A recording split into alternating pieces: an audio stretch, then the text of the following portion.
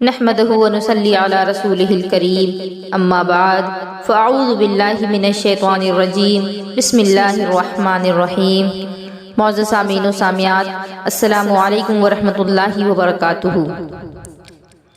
آج میں کچھ ضروری مسائل پر آپ لوگوں سے گفتگو کروں گی، آپ لوگوں کو ان مسائل سے آگاہ کروں گی تاکہ ان مسائل کے نہ جاننے کی وجہ سے جو آپ لوگ غلطیاں کر بیٹھتے ہیں اور گنہگار ہوتے ہیں ان سے آپ بچ سکیں۔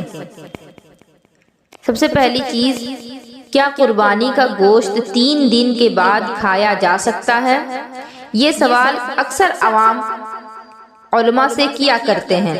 اسی طرح سے دوسرا سوال، کیا قربانی کا گوشت فریج میں رکھا جا سکتا ہے؟ اور کیا جو لوگ قربانی کا گوشت فریج میں رکھ کر 10-15 دنوں تک کھاتے ہیں ان کا کیا حکم ہے؟ اور قربانی کے جانور کے جسم کا کون کون سا حصہ کھانا حرام ہے یا ناجائز و ممنوع ہے؟ اسی طرح کیا اوجھڑی کھانا حرام ہے؟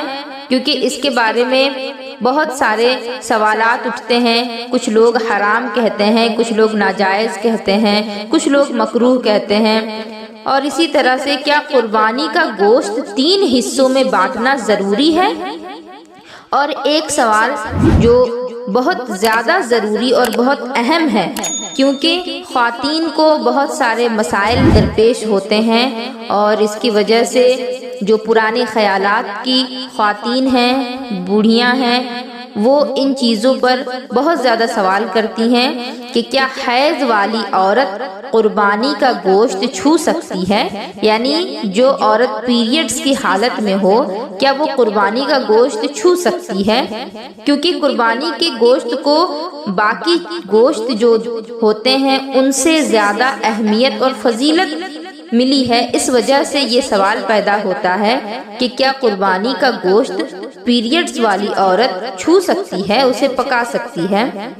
معزز سامعین و سامعات، آج کا بیان بہت اہم ہے، لہٰذا میری آپ سے گزارش ہے کہ اس بیان کو آپ پورا ضرور سنیں اور اس کو زیادہ سے زیادہ آپ دوسروں تک پہنچائیں ثواب کی نیت سے، تاکہ آپ لوگوں کے سوالوں کا جواب آپ کو بھی مل سکے اور جن تک آپ یہ باتیں پہنچائیں ان کو بھی اگر اس متعلق کچھ سوالات ہوں تو ان کو بھی اس کا جواب مل سکے۔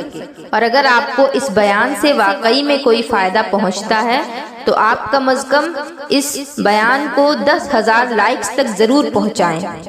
صحیح مسلم شریف کی حدیث میں ہے، آقا کریم علیہ الصلوۃ والسلام نے ارشاد فرمایا کہ میں نے 3 دن سے زیادہ قربانی کا گوشت کھانے سے منع کیا تھا، لیکن یہ حکم اب منسوخ ہو گیا اور اب تم اپنے لیے قربانی کا گوشت روکے رکھو جب تک چاہو۔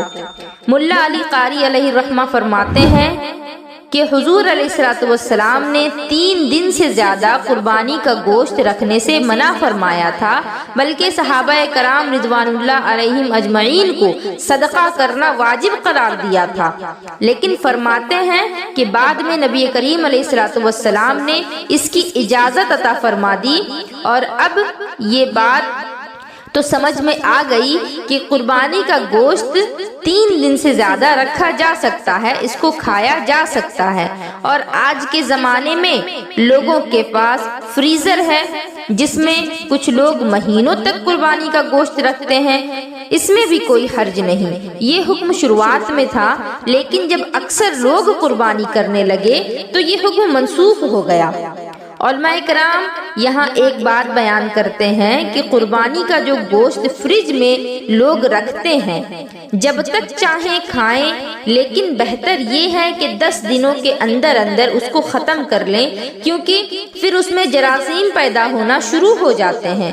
اور کچھ لوگ ایسا کرتے ہیں معاذ اللہ کہ جب گوشت خراب ہونا شروع ہو جاتا ہے تو پھر اس کو غریبوں میں تقسیم کر دیتے ہیں۔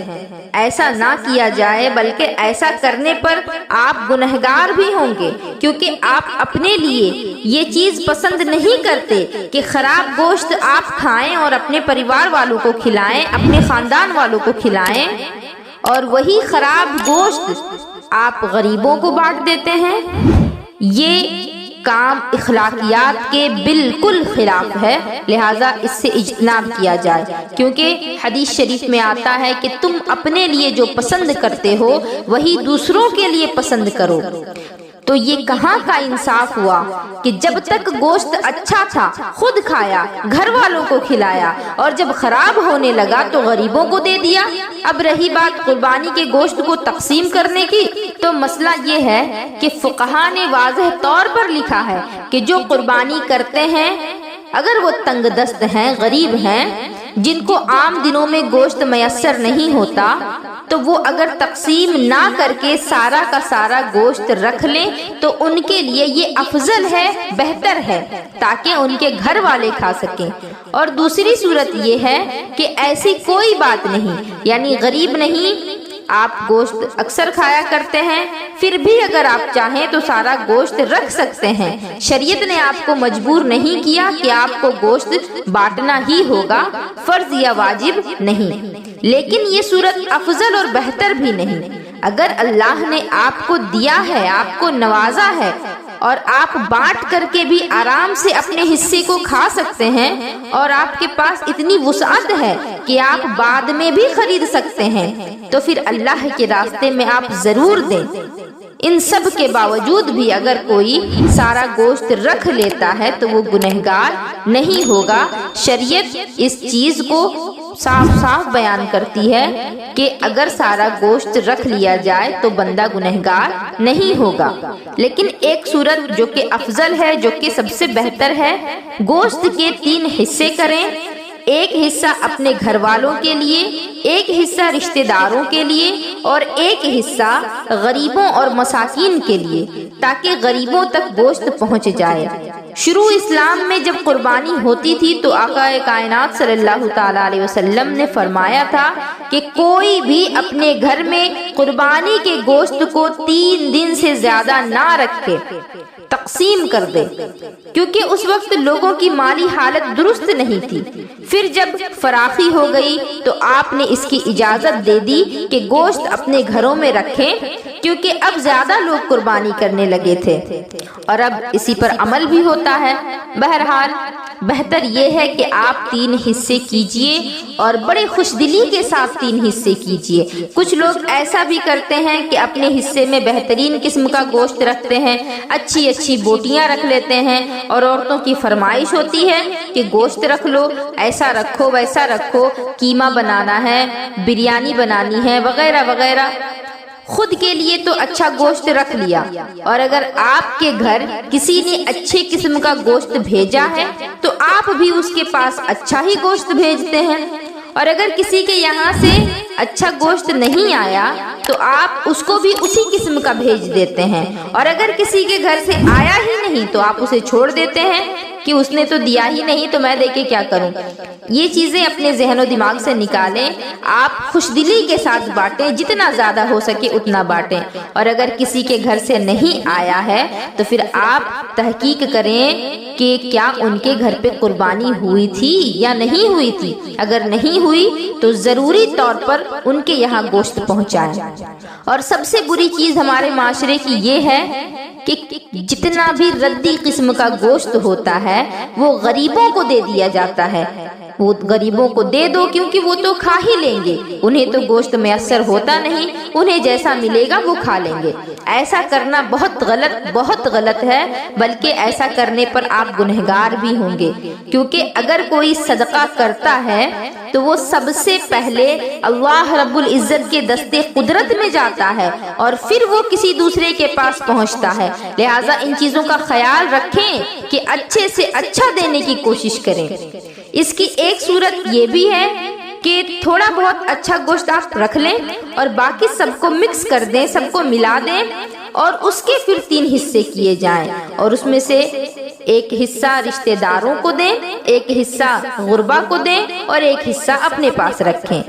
اب میں یہ بات بھی بتاتی چلوں کہ حلال جانوروں کے جسم کا کون کون سا حصہ کھانا حرام ہے یا مکروہ ہے یا ناجائز و ممنوع ہے۔ اعلیٰ حضرت عظیم البرکت اس چیز کو فتاوی رضویہ میں نقل فرماتے ہیں۔ میں آپ کے سامنے ان چیزوں کو پیش کر دیتی ہوں تاکہ آپ کی معلومات میں اضافہ ہو اور آپ ان چیزوں سے بچ سکیں۔ سب سے پہلی چیز جو ہے وہ ہے بہتا ہوا خون، رگوں کا خون، یعنی نسوں سے جو خون بہتا ہے اس خون کو کھانا یا پینا حرام ہے۔ دوسری چیز پتا، یعنی جس کے اندر پت جمع ہوتا ہے، اس کو کھانا بھی حرام ہے۔ تیسری چیز مثانہ، یعنی پیشاب کی تھیلی، اس کو کھانا بھی حرام ہے۔ اور یہ چیزیں جو ہیں یہ صرف قربانی کے جانور کے لیے نہیں بلکہ ہر اس جانور کے لیے ہے جس کا گوشت کھانا ہمارے لیے حلال ہے۔ اور چوتھی اور پانچویں چیز علامات نر اور مادہ، یعنی جانور جو ہے وہ نر ہے یا مادہ ہے، اس کی پہچان جس چیز سے کی جائے گی، یعنی جانور کی شرمگاہ، ان کو کھانا بھی حرام ہے۔ چھٹی چیز کپورے، یہ نر جانوروں میں ہوتا ہے، اس کو کھانا بھی حرام ہے۔ اور ساتویں چیز غدود۔ غدود کس کو کہتے ہیں؟ غدود یہ ہے کہ گردن پر، حلق میں اور بعض جگہ چربی میں چھوٹی بڑی سرخ یعنی لال رنگ کے اور کہیں مٹیالے رنگ کے گول گول گاٹھیں ہو جاتی ہیں، ان کو غدود کہا جاتا ہے۔ اس کا کھانا بھی حرام ہے، اس کو کھانے سے بیماریاں ہوتی ہے، ایسا علماء کرام نے لکھا بھی ہے۔ آٹھویں چیز حرام مغز، یہ سفید ڈوری کی طرح ہوتا ہے جو کہ بھیجے سے شروع ہو کر گردن کے اندر سے ہو کر گزرتا ہوا پوری ریڑھ کی ہڈی میں آخر تک جا کر مل جاتا ہے، یہ بھی کھانا ناجائز ہے۔ اور نویں چیز گردن کے وہ پٹھے جو کہ شانوں تک کھچے ہوتے ہیں، ان کو کھانا بھی ناجائز ہے۔ دسویں چیز جگر یعنی کلیجی کا خون۔ کلیجی تو کھانا جائز ہے لیکن اس کے اندر جو خون جمع ہوتا ہے اس کو اچھے سے صاف کر لیا جائے، اس کے بعد کھایا جائے، کیونکہ وہ خون کھانا حرام ہے۔ اس کے بعد تلی کا خون، تلی بھی کھانا جائز ہے لیکن اس کے اندر جو خون ہوتا ہے اس خون کو صاف کر کے کھائیں۔ 12ویں چیز گوشت کا خون جو کہ ذبح کے بعد گوشت سے نکلتا ہے، یعنی گوشت میں اگر خون لگا ہوا ہے اور بغیر دھوئے آپ اس کو کھا رہے ہیں تو ایسا کرنا ناجائز ہے، بلکہ اس گوشت کو دھو کر اس میں جو خون ہے اس کو دور کر لیں، اس کے بعد گوشت کو کھائیں۔ اور 13ویں چیز ہے دل کا خون، اس کو بھی کھانا ناجائز ہے۔ 14ویں چیز پت، یعنی وہ پیلا پانی جو کہ پتے کے اندر موجود ہوتا ہے، یہ بہت ہی کڑوا اور زہریلا پانی ہوتا ہے جو کھانے کو پچانے میں کام آتا ہے، اس کو کھانا ناجائز ہے۔ اور 15ویں چیز ناک کی رطوبت یعنی ناک کی گندگی جو عام طور پر بھیڑ وغیرہ میں پائی جاتی ہے۔ 16ویں چیز پاخانے کا مقام، چاہے وہ نر ہو یا مادہ ہو، دونوں میں پاخانے کا مقام، اس کو کھانا حرام ہے۔ اور 17ویں چیز اوجھڑی، اوجھڑی کو کھانا ناجائز ہے، مکروہ ہے۔ اگر آپ کا دل آپ کو اجازت دیتا ہے تو آپ اس کو کھا بھی سکتے ہیں، لیکن بہتر یہ ہے کہ آپ بچیں، کیونکہ گندی چیزیں اگر آپ کھائیں گے تو آپ کے اخلاق میں یہ گندگی شامل ہو جائے گی، کیونکہ گدھے کا گوشت کھانا اسلام میں حرام قرار دیا گیا۔ اس کی وجہ یہ ہے کہ گدھا جو ہے وہ ایک رذیل قسم کا جانور ہے، جس کی وجہ سے لوگ اس کو زیادہ پسند نہیں کرتے، اور اگر اس کو لوگ کھائیں گے تو اس کے اندر جو برائیاں ہیں وہ چیزیں انسان کے اندر بھی آ جائیں گی۔ اس وجہ سے وحشی جانوروں کو، گدھے کو، سور کو، ان چیزوں کو کھانے سے منع کر دیا گیا۔ تو اسی طرح جانوروں کے اندر جو گندی چیزیں ہیں ان کو بھی کھانا منع ہے، کچھ حرام ہے، کچھ مکروہ ہے، کچھ ناجائز ہے۔ وجہ ان کی یہ ہے کہ اگر آپ گندگی کھائیں گے تو پھر آپ کے اخلاق میں بھی گندگی پیدا ہو جائے گی۔ اور 18ویں چیز آنتیں۔ 19ویں چیز نطفہ، یعنی وہ رطوبت جس کی وجہ سے آگے چل کر کے بچہ بن جائے، بچہ پیدا ہو، اس کو نطفہ کہا جاتا ہے، تو نطفہ بھی کھانا مکروہ ہے۔ اسی طرح سے نطفہ جو خون ہو گیا ہو اس کو بھی کھانا ناجائز ہے، اور وہ نطفہ جو کہ گوشت کا لوتھڑا بن گیا ہو اس کو بھی کھانا ناجائز ہے، اور 22ویں چیز وہ نطفہ جو پورا کا پورا جانور بن گیا ہو لیکن وہ مردہ باہر آیا یا ذبح کرنے سے پہلے وہ مر گیا تو پھر اس کو بھی کھانا ناجائز ہے۔ یہ 22 چیزیں ان کو اعلیٰ حضرت نے فتاوی رضویہ کے اندر نقل کیا ہے۔ ان میں سے کچھ حرام ہیں جیسا کہ میں نے بتایا، کچھ مکروہ ہیں اور کچھ ممنوع اور ناجائز ہیں۔ اب آخر میں یہ بات بھی آپ سماعت فرما لیں کہ عورت حیض کی حالت میں، پیریڈز کی حالت میں قربانی کا گوشت چھو سکتی ہے یا نہیں، کیونکہ یہ گوشت دوسرے گوشت سے الگ مرتبہ رکھتا ہے، اس کا حکم اللہ نے دیا ہے، اور یہ حضرت ابراہیم علیہ السلام کی بھی سنت ہے اور ہمارے آقا علیہ السلام کی بھی سنت ہے، اس وجہ سے بھی اس کا مرتبہ بڑھ جاتا ہے۔